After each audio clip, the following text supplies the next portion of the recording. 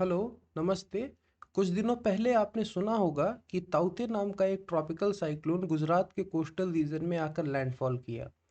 उसके एक हफ्ते भीतर ही एक दूसरा ट्रॉपिकल साइक्लोन जिसका नाम यास है, ये उड़ीसा के कोस्टल रीजन में आकर लैंडफॉल किया। अब इन्हीं दो डेवलपमेंट्स के बीच आज हम ये जानने का कोशिश करेंगे कि साइक्लोन्स क्या होते हैं, वो कैसे बनते हैं और दुनिया भर में कहाँ कहाँ पाए जाते हैं। तो सबसे पहले साइक्लोन्स क्या होते हैं? साइक्लोन्स को हिंदी में कहा जाता है चक्रवात। अब इस शब्द में एक छोटा शब्द है चक्र। चक्र का मतलब होता है साइकिल। तो चक्रवात एक समुद्री तूफान है जिसमें कि लो प्रेशर रीजन के चारों तरफ हवाएं बहुत ही तेज गति से गोल गोल घूमती हैं। अगर आप इस पिक्चर को देखें तो ये बीच का जो रीजन है, ये एक लो प्रेशर रीजन है। इसको हम लोग आई ऑफ द साइक्लोन बोलते हैं।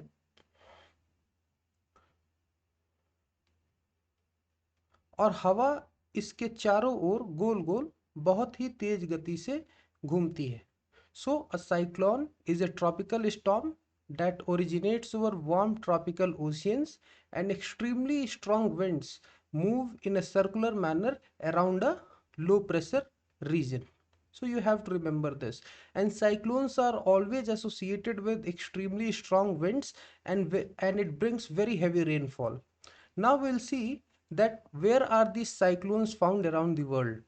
So as the name suggests that ये ट्रॉपिकल रीजन में ही पाए जाते होंगे। भाई ट्रॉपिकल साइक्लोन नाम है तो ट्रॉपिकल रीजन में पाए जाएंगे। तो ट्रॉपिकल रीजन कहाँ है? देखिए ये है 0 डिग्री। इसको हम इक्वेटर बोलते हैं। इक्वेटर से अगर आप नॉर्थ की दिशा में बढ़ते जाएं तो you will get a latitude 23.5 degree north. This latitude is Tropic of Cancer. And when you move towards the south, you will get Tropic of Capricorn, which is 23.5 degree south. The region between these two latitudes, that is between Tropic of Cancer and Tropic of Capricorn, is called tropical region. Alright?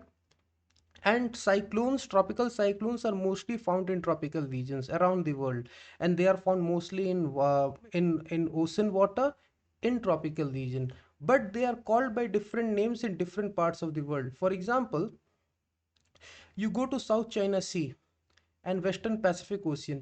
वहाँ पर जो भी cyclone होगा ना, उसको typhoons बोला जाता है, जो चाइना और फिलीपींस के रीजन में आता है।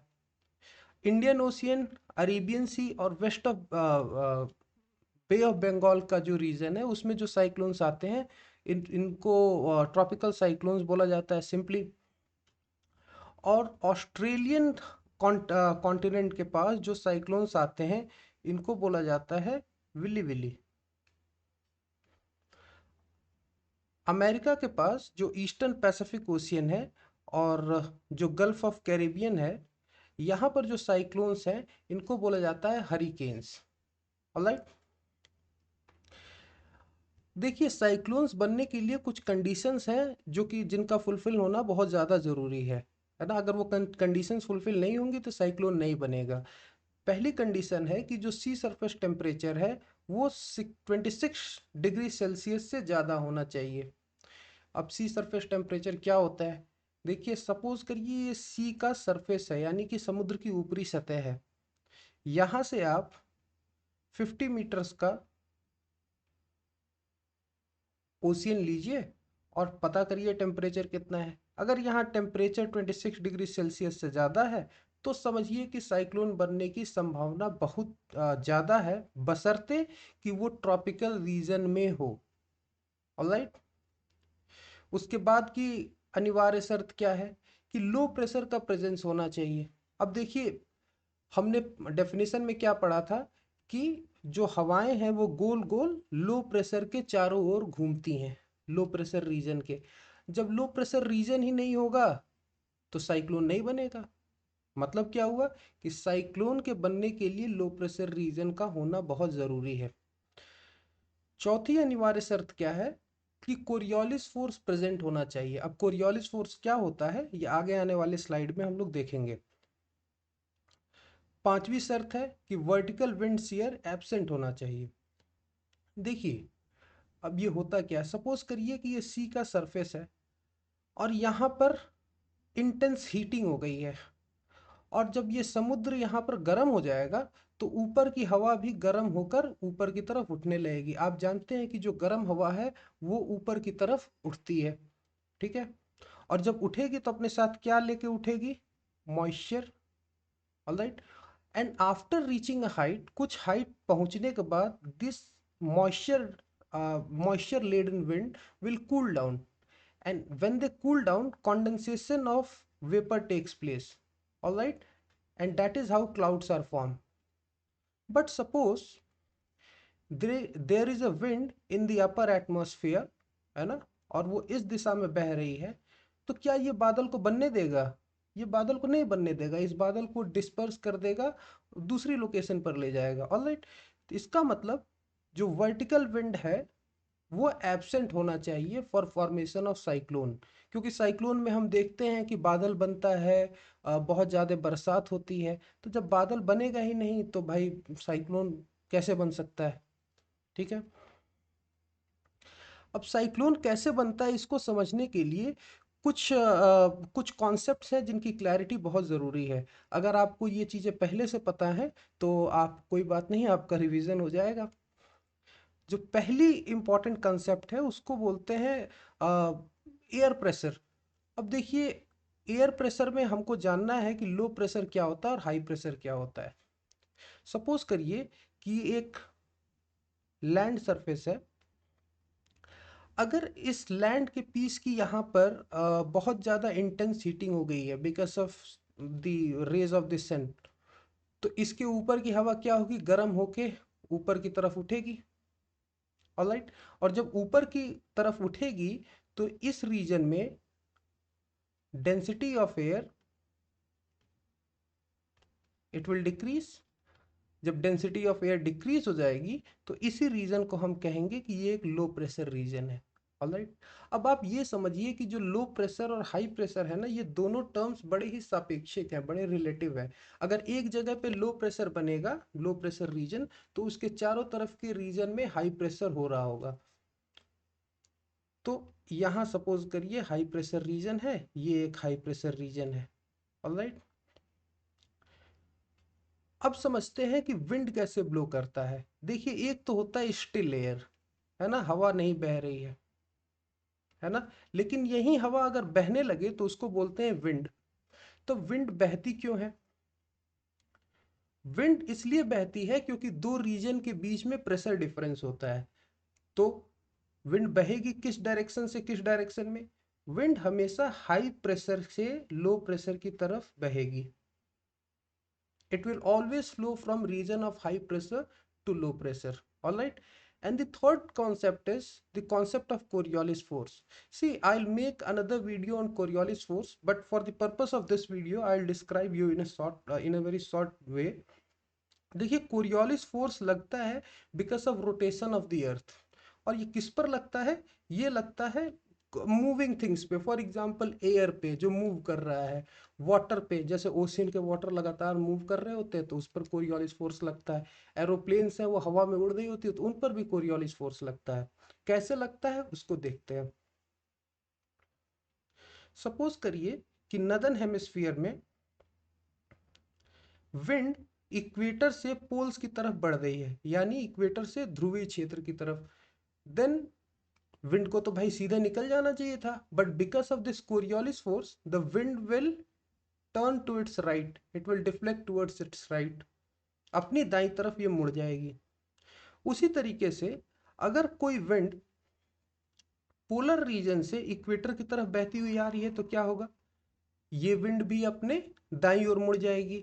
ये ध्यान रखिएगा कि ये आपके दाईं ओर नहीं मुड़ेगी, ये अपनी दाईं ओर मुड़ेगी। तो ये अपनी दाईं ओर यानी कि इस दिशा में मुड़ जाएगी। मतलब क्या हुआ कि इन the northern hemisphere wind deflect towards its right, alright.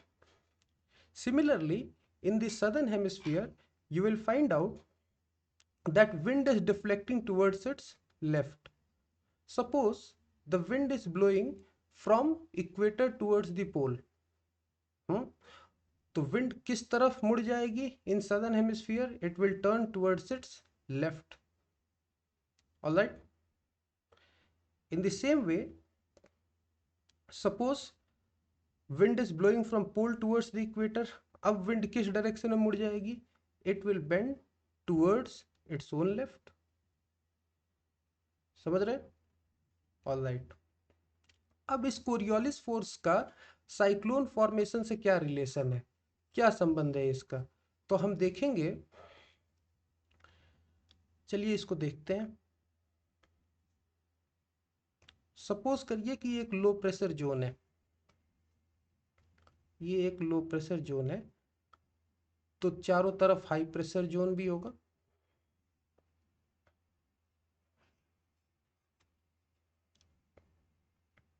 अब हमने ये जाना है कि जो विंड है वो हमेशा हाई प्रेशर से लो प्रेशर की तरफ बहती है. विंड आएगी और चाहेगी कि लो प्रेशर के रीजन को आगे भर दें. चारों तरफ से विंड आएगी. लेकिन कोरियोलिस फोर्स के कारण नदर्न हेमिस्फीयर में क्या होगा? These winds will deflect towards their right. Alright. तो अब ये जो विंड्स है ये अपने राइट की तरफ मुड़ जाएंगी लाइक दिस. ये विंड अपने राइट की तरफ मुड़ जाएगी, ये वाली इधर और ये वाली इधर. अब आप ये देख पा रहे होंगे कि this winds are now moving in a circular manner. ठीक है? in a circular manner, and in which direction they are moving in anti-clockwise direction. That means in northern hemisphere जो रोटेशन होता है वो किस तरफ होता है? Anti clockwise. उसी तरीके से जो सदर्न हेमिस्फीयर है वहां पर क्या होगा? वहां पर जो रोटेशन ऑफ द विंड होगा वो होगा क्लॉकवाइज. हमने क्या पढ़ा था डेफिनेशन में कि लो प्रेशर रीजन के चारों ओर विंड सर्कुलर मोशन में घूमती हैं. तो नॉर्थ हेमिस्फीयर में विंड्स एंटी क्लॉकवाइज घूमती हैं और सदर्न हेमिस्फीयर में विंड्स क्लॉकवाइज घूमती हैं. ये याद रखिएगा. अब हम लोग देखते हैं कि साइक्लोन्स बनते कैसे हैं. तो साइक्लोन्स के बनने के लिए कुछ अनिवार्य शर्तें थी. पहली अनिवार्य शर्त क्या थी? कि जो सी सरफेस टेम्परेचर है वो 26 डिग्री या उससे ज़्यादा होना चाहिए. तो चलिए साइक्लोन को बनाना है ना, तो हम लोग 26 डिग्री सेल्सियस से ज़्यादा सी सरफेस टेम्परेचर कर देंगे. और लो प्रेशर रीजन होना चाहिए.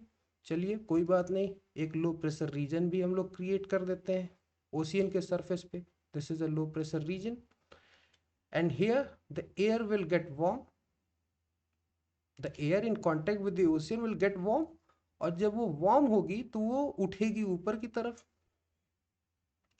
जब उठेगी तो अपने साथ साथ ऊपर क्या लेके जाएगी? मॉइस्चर. ठीक है? अब ये जब लो प्रेशर रीजन होगा ना तो इसको देख के हाई प्रेशर रीजन से जो हवाएं होंगी उनको आ जाएगा लालच. वो कहेंगे चलो भाई इस लो प्रेशर वाले रीजन को चल के हम लोग क्या करते हैं, हम लोग फिलअप कर देते हैं भाई. तो वो आएंगी और इसको फिलअप करने की कोशिश करेंगी इस तरीके से. लेकिन यहाँ पर जब पहुंचेंगी तो ये खुद ही गर्म हो जाएंगी और गर्म होके ये ऊपर की तरफ उठने लगेंगी. और किस तरीके से उठेंगी? ये जो हवाएं हैं ये सर्कुलर मोशन करते हुए उठेंगी. Because of Coriolis force you know that they start to move in a circular fashion. Alright. Around the low pressure region. तो गोल गोल घूमते हुए ये ऊपर की तरफ उठने लगेंगी.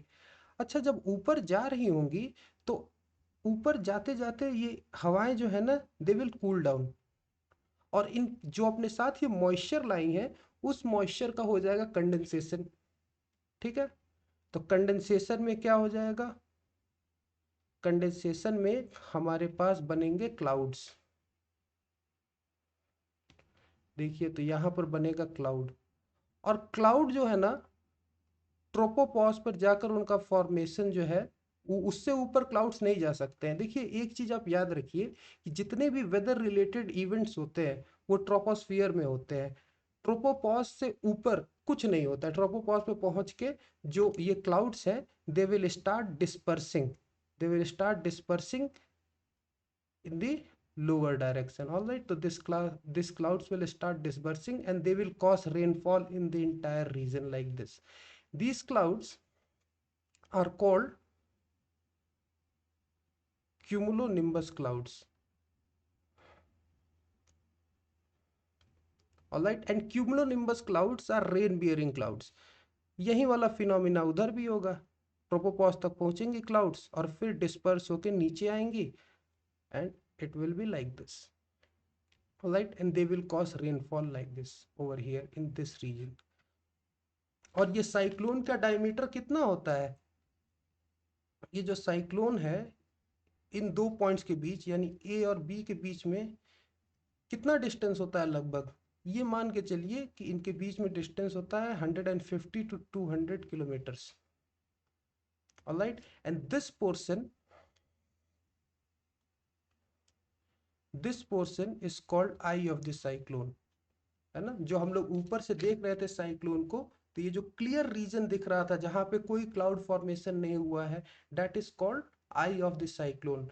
एक और चीज आप ध्यान रखिए कि जब यहाँ पर एयर का कंडेंसेशन हो रहा था तो लेटेंट हीट रिलीज हो रही थी, है ना. लेटेंट हीट के बारे में हम लोग कभी किसी और वीडियो में देखेंगे. लेटेंट हीट के रिलीज होने से क्या हो रहा था कि यहाँ वाली एयर गर्म होके और नीचे की तरफ वो आज के बढ़ने लगेंगी. ठीक है, और जब नीचे हवा जाती है, जैसे हवा जब ऊपर जाती है तो ठंडी होती है, जब नीचे जाती है तो वो गर्म होती है, और जब वो गर्म होती है ना तो वो उस साइक्लोन को इंटेंसिफाई करती है. Okay, the sinking of this air causes intensification of cyclone, और साइक्लोन और भी ज्यादा डेंजरस हो जाता है. अगर हम लोग अगले स्लाइड में देखें, then you will get a better clarity about how cyclones are formed. See, this is a low pressure region and winds from the hold on, this is a low pressure region and winds from the high pressure they start to come and fill this region, but they get warm and they start rising up. All right, like this, and after reaching the troposphere, है ना, they disperse. All right, they disperse and form clouds, and these clouds causes rain in these regions. These clouds, as you know, are called cumulonimbus clouds, and diameter of this cyclone is about 250 to 150 kilometers, means these are very wide. But in the Arabian Sea and in Bay of Bengal, the average diameter of tropical cyclone is more than 350 kilometers. So these cyclones are really big, very huge. And you know that these cyclones always move. देखिए, ये बनते हैं और उसके साथ ही साथ travel भी करते हैं. तो दे travel along the trade winds. अब देखिए, नदर्न हेमिस्फीयर में जो ट्रेड विंड्स हैं वो किधर से किधर बहती है? वो ईस्ट से बहती हैं वेस्ट की तरफ. तो अगर ये समझिए,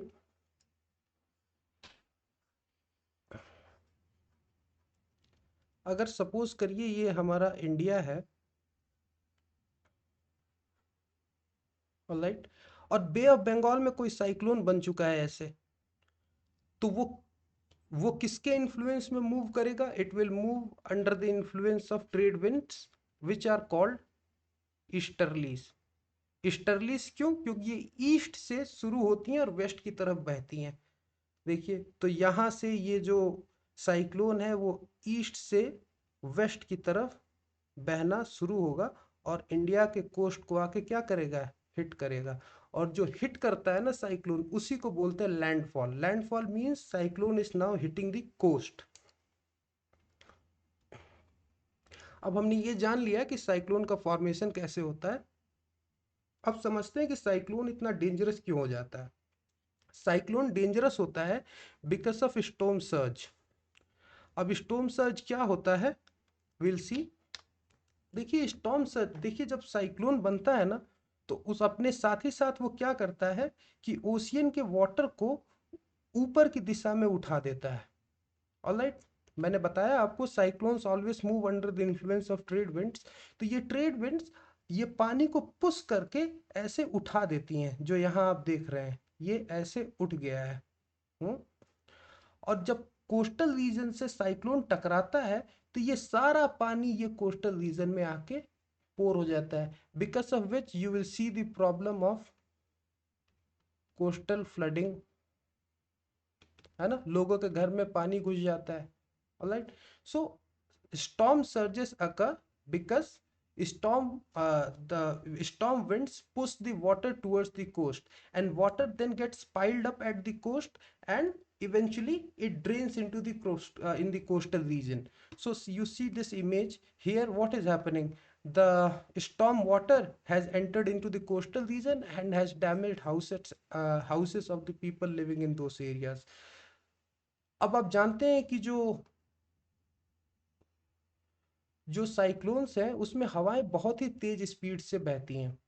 उन इतनी तेज स्पीड से बहती हैं, अब कितनी तेज स्पीड से बहती होंगी इमेजिन करिए। तो जो बहुत ही साधारण किस्म के साइक्लोन्स होते हैं उनमें हवाएं मान के चलिए 80 किलोमीटर प्रति घंटा, थोड़ा और ज़्यादा अगर सीवियर हो गई 120, एक्सट्रीमली सीवियर हो गई तो 150 किलोमीटर प्रति घंटा। और अगर समझिए कि मतलब बहुत ही ज़्यादा सुपर साइक्लोनिक अगर साइक्लोन अगर फॉर्मेशन हो रहा है, अगर कोई साइक्लोन है तो उसकी speed greater than 210 kilometre per hour हो जाएगी। ऑलराइट, अब इतनी तेज गति से अगर हवा बहेगी तो बीच में पेड़ आएगा, इलेक्ट्रिक पोल्स आएंगे, उनका क्या होगा, वो अप्रूट हो जाएंगे। Alright, so they get uprooted and see the destruction over here. And I told you that because of cyclones you receive a very heavy rainfall in the coastal region and beyond.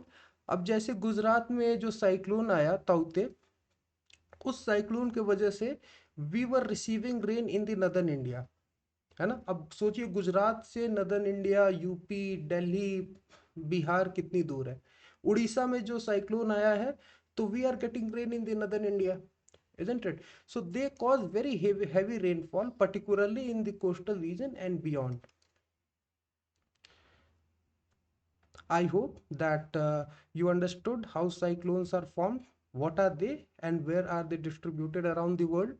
अगले video में हम लोग देखेंगे कि क्यों India का eastern coast is more prone to cyclones than the western coast. Eastern coast में है बे ऑफ बंगाल और वेस्टर्न कोस्ट में है अरेबियन सी। तो हम ये देखेंगे एसेंशियली कि बे ऑफ बंगाल में बनने वाले साइक्लोन्स क्यों इतने डेडली होते हैं और अरेबियन सी वाले क्यों थोड़े थोड़े थोड़े कमज़ोर होते हैं। Alright, so I thank you very much for your time and I hope you all are safe. Protect yourself and stay indoors. Thank you so much.